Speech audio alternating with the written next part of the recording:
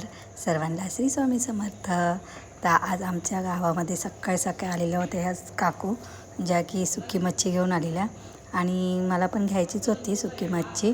गावी आलं ना याची खूप मज्जा असते मच्छीची वगैरे, कारण की ते स्वस्त पण भेटते आणि छान असते, एकदम फ्रेश. बघा, नाहीतर मुंबईला आपण घेतो ना ते महाग पण देतात आणि व्यवस्थित पण नसते. आणि यांच्याकडे ना बगी होती आणि सुकट वगैरे होती, म्हणजे जवळा.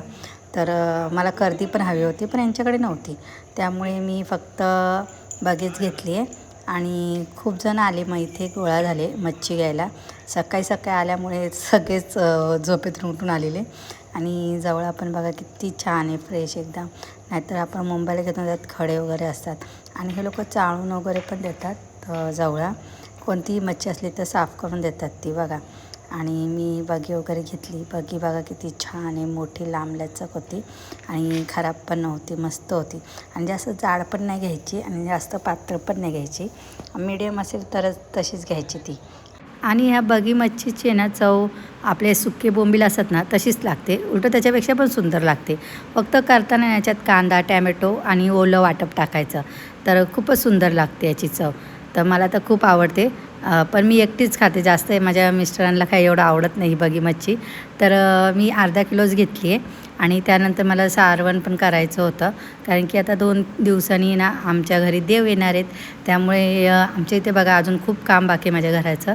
पण बोलतात ना सगळी सोंग करता येतात, पैशाचं येत नाही. तर थोडं पैशाचं पण आम्ही बघून बघूनच काम करायला देतो थोडं थोडं. तर आता हे काम आहे ना, लाद्या वगैरे लावायच्यात पुढे. तर बोललं बघूया मे महिन्यात वगैरे येऊन परत थोडं काम करूया. आता पण थोडं काम चालू आहे आत बाहेर, म्हणजे बाथरूममध्ये टाईल्स वगैरे लावायच्या. तर आता देव येतील त्यामुळे इथे बोललं सारवून घेऊया, कारण की नुसती माती होती. तर मी आता पाणी मारले त्यामुळे ती माती बसली आहे थोडी. आणि हे सारवण आहे ना, आमच्या गावी मी पुण्याला आहे ना हाताने सारवायचो, पण कारण की तो ओटा आहे ना एकदम प्लेन होता. आणि इथे कसं माती आहे त्यामुळे इथे ना असं सडा मारतात ना, सडा शेणाचा, तसं सारवायला लागते. आणि त्यानंतर मस्त मी अशी फ्रेश वगैरे झाली, आंघोळ केली. आणि इथे छान बघा सारवण काढलेलं ना मी, त्याच्यावर मस्त रांगोळी काढते, कारण की रांगोळी काढायला मला खूप आवडते. भले ती मला व्यवस्थित जमत नाही, तरी पण मुंबईला तुम्ही बघता मी छापून काढते साच्यांमधून. तर ही बघा माझी, आणि मी सगळं घेऊन आले, पण रांगोळीचे साचेच विसरले घरी. तर असो मी ही हाताने रांगोळी काढली. तुम्हा सगळ्यांना कशी वाटली मला कमेंट करून नक्की सांगा. आणि आता मी चालली आहे ती म्हणजे भैरवनाथाच्या मंदिरात, कारण की इथे ना सानेवर पालखी येते आणि हीच पालखी सगळ्या वाड्यांमध्ये फिरते आता, म्हणजे फिरणार सगळीकडे. तर आमच्या गावात पण येणार आहे 2 दिवसांनी. तर इथे पालखी आल्यामुळे आपल्या गावामध्ये सगळेजण दर्शनासाठी आलेत बघा, आणि किती गर्दी. आणि इथे ना छोटीशी ना अशी यात्रा पण असते, मी तुम्हाला गेल्या वर्षी पण दाखवलेली.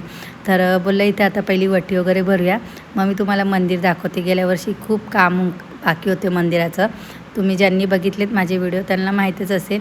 आणि ह्या वर्षी खरंच खूप सुंदर मंदिर बांधलं आहे, असं वाटतं ना त्या मंदिराकडं बघतच बसावं. आणि खूप छान त्यांना कलर पण मस्त दिला आहे मंदिराला, मी तुम्हाला दाखवेलच पुढे. तर पहिली इथे वटी भरून घेते. तर इथे मी ब्लाऊज पीस आणलं आहे आणि नारळ आणि थोडे तांदूळ आणि विड्याचं पान आणि सुपारी. कोणतीही वटी भरा तुम्ही देवी त्याच्यामध्ये विड्याचं पान म्हणजेच नागिनीचं पान आणि सुपारी ठेवायची आणि तर त्याची ओटी भरायची.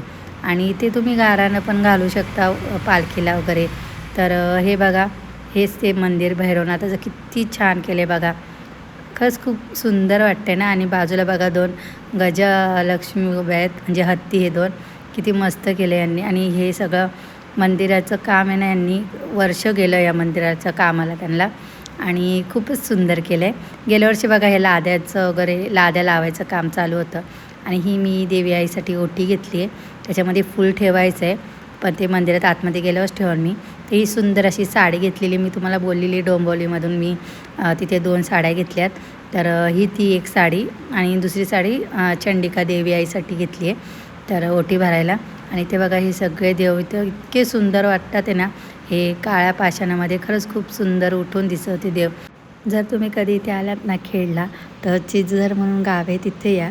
तिथे तुम्हाला कोणीही व्यवस्थित नेऊन सोडेल इथं भैरवनाथाच्या मंदिरात. आणि खरंच खूप सुंदर होतं. म्हणजे आता तर खूपच छान केलं आहे. एकदम प्रसन्न वाटतं ह्या मंदिरामध्ये. असं वाटतच नाही की इथून निघावं करून. आणि इथे पण बघा किती गर्दी जमा झाली, कारण की सगळे रांगेत उभे आहेत देवदर्शनासाठी. कारण की वर्षातून एकदा येतात चाकरमानी वगैरे. तर गावातले पण होते, खूप जणं होते.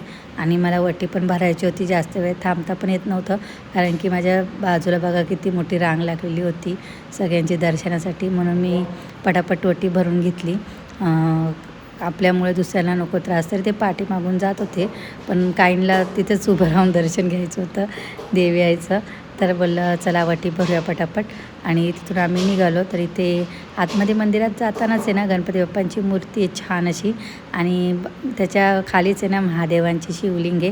पण ह्या शिवलिंगाला आहे ना महादेवांचा मुखवटा लावलेला आहे, त्यामुळे ना इतकं सुंदर वाटत होतं ना. मुखवटा बघा किती छान शिवलिंग वाटते. आणि दर्शन घेतलं आणि आम्ही बाहेर आलो. तर इथं मोठं असं तुळशीचं रोप आहे बघा, कितीतरी मोठं आहे. मला तर खरंच खूप आवडलं. आणि माझ्या घरी मी लावते तर ते व्यवस्थित येत नाही, कारण की तिथं ऊनच नसतं म्हणून. आणि इथे समोर आहे ती म्हणजे गोमाता आपली आई. खरंच किती छान वाटतं हे दृश्य बघताना. तिचे वासरं, एक वासरू पायाजवळ, एक दूध पिताना, हे दृश्य बघताना खरंच खूपच छान वाटतं.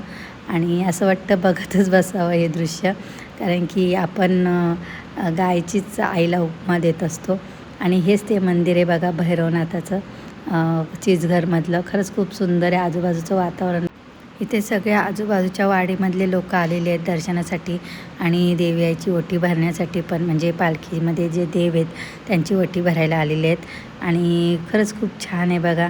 आणि इथे ना आम्ही खाली आलो आता, आणि तिथे सगळेजण खाऊ घेऊन बसलेले आहे. म्हणजे प्रत्येकाने आपापले ना छोटी छोटी अशी दुकानं मांडली होती. कोणी मुखवटे ठेवलेले, कोणी चिक्की, बघा इथे मी गेल्या वेळेस पण लाडू घेतलेले ह्या आजींकडनं. आणि कोणी कोणी बघा मिठाया वगैरे ठेवलेल्या आहेत, कोणी आईस्क्रीम ठेवलेली आहे. तर खरंच हे लोक पण खरंच जत्रेला वगैरेच असं काय म्हणजे छोटे छोटे वस्तू ठेवत असतात, त्यांच्याकडून नक्की घेत जा काहीतरी. तर इथे ना हे वाजंत्री वाजवत होते आणि खरंच खूप छान वाटतं हे वाजवतात तेव्हा. तर तुम्हा सर्वांना माझा आजचा हा व्हिडिओ कसा वाटला? जर खरंच आवडला असेल तर माझ्या व्हिडिओला प्लीज लाईक करा, शेअर करा, सबस्क्राईब करा. पुन्हा भेटूया पुढच्या व्हिडिओमध्ये. तोपर्यंत सर्वांना बाय बाय.